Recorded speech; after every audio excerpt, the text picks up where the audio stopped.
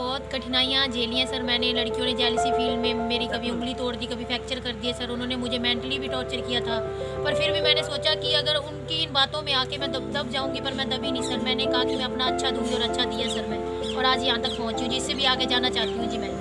क्यों जेलसी करी उन्होंने? कितना अच्छा प्रदर्शन रहा था? सर वहाँ पे कुछ अच्छा प्रदर्शन था जी, मेरा बहुत बढ़िया प्रदर्शन था जी। और हमारी टीम में उन्होंने 2 लड़कियों को टैकल बनाया था जी, क्योंकि मेन मैं थी जी। उन्होंने मुझे टैकल बनाया और मेरी उंगली तोड़ दी। फ्रैक्चर भी जब हुआ सब, तब मुझे गेम मेरी टीम से बाहर होना पड़ा जी। उसके बाद फिर उन्होंने ऐसे हो गया कि हाँ, इसको बाहर निकाल देंगे तो हमें आसानी होगी और टीम को जीतने की तरफ लेके जाएंगे। फिर मेरे लगने के बावजूद भी सर मैं खेली और हमारी टीम को जीत हासिल करवाई जी। किस्मत को आप ज्यादा महत्वपूर्ण मानती हैं या मेहनत को? अपनी मेहनत को सर। कैसे? क्योंकि सर अगर मेहनत करेंगे तो किस्मत साथ देगी, अगर मेहनत नहीं करेंगे तो किस्मत साथ भी नहीं देगी। मेहनत के बिना तो हम अचीवमेंट भी हासिल नहीं कर सकते सर।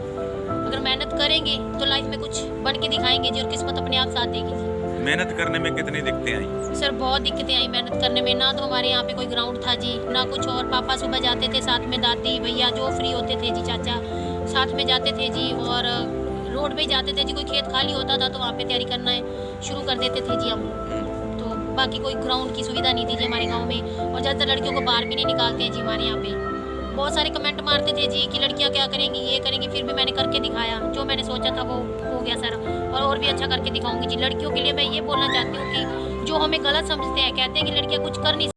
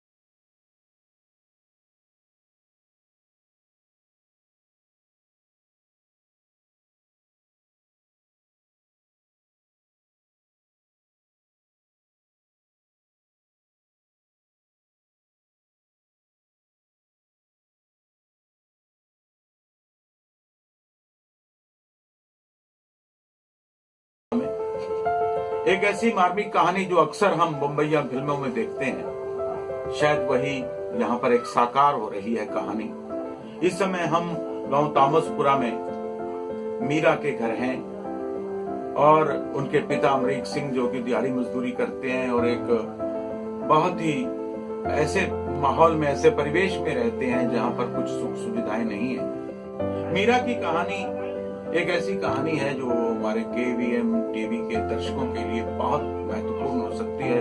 मीरा का क्या सपना है, मीरा की जुबानी। मीरा बताइए कैसे सफर हुआ आपका शुरू? नमस्ते, मेरा नाम मीरा है। मैं धर्मशोध परिवार से संबंध रखती हूँ। मैंने शुरू में हमारे घर की कंडीशन बहुत खराब थी, तो उसको देखते हुए मैंने सोचा कि मैं भी अपने मम्मी पापा का, दादी दादा का, अपनी बिरादरी का नाम रोशन करूँ। इसी के चलते मैंने मेहनत मजदूरी भी किया। मम्मी डैड ने खेतों में काम भी किया, उनके साथ खेतों में भी गई हूँ जी मैं। और माँ बाप ने मुझे किसी चीज की कमी नहीं आने दी जी। और ये देखते हुए हमें जब आस पड़ोस के बोलते थे कि ये क्या करेंगे, कुछ नहीं कर सकते, इनके पास कुछ है ही नहीं, एक टाइम का खाना तक नहीं होता था सर हमारे पास। पर फिर भी पापा ने किसी चीज की कमी नहीं आने दी जी। उन्होंने जैसे तैसे करके हमें पाल पोस कर बड़ा किया, इतना पढ़ाया लिखाया, गेमों की तरफ अट्रैक्शन दिया। मेरे पापा ने मुझे बोला कि तू खेल, बेटा है तो बेटा बन के दिखा। तो मैंने सर वही लेके चली जी। और कहते हैं ना कि लड़कियां लड़कों से कम नहीं होती, अगर लड़कियां भी सही होना तो जी लड़कों से कम नहीं होती। मुझे वो दंगल फिल्म का डायलॉग याद आ रहा है, हमारी छोरियां के छोरों से कम है। और आप एक लड़की और ग्रामीण परिवेश में रहती हैं, तो आपने खेलने गई, गुड़गांव गई और शहरों में गई, तो कहीं आपको ऐसा तो नहीं लगा कि मुझे लड़की होने के कारण कहीं दिक्कत आ रही है, प्रॉब्लम आ रही है? कैसा जज्बा था?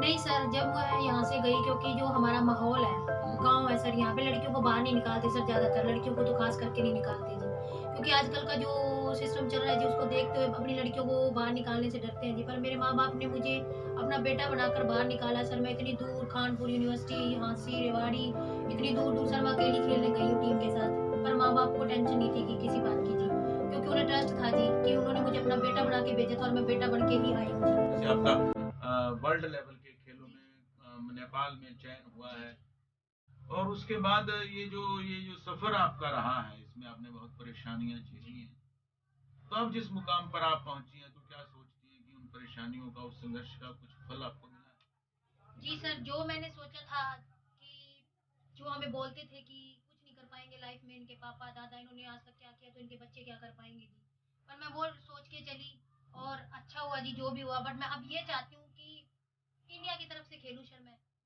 और हमारे देश का जो झंडा है वो लहराऊं, और जब तक राष्ट्रीय गान नहीं बजेगा सब लहरा के ओलंपिक में, तब तक मैं चैन से नहीं बैठूंगी। दिखा दीजिए एक बार आप वो तिरंगा, कि किस प्रकार आपने सपने सजोए हैं।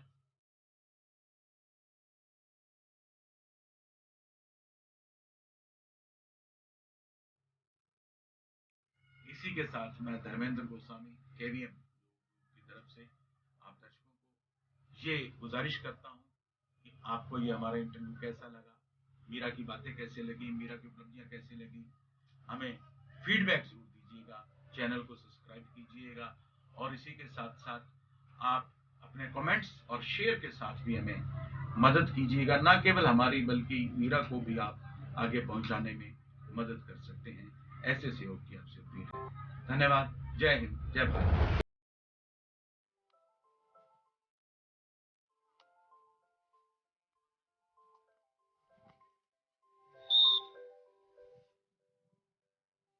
गाड़ी की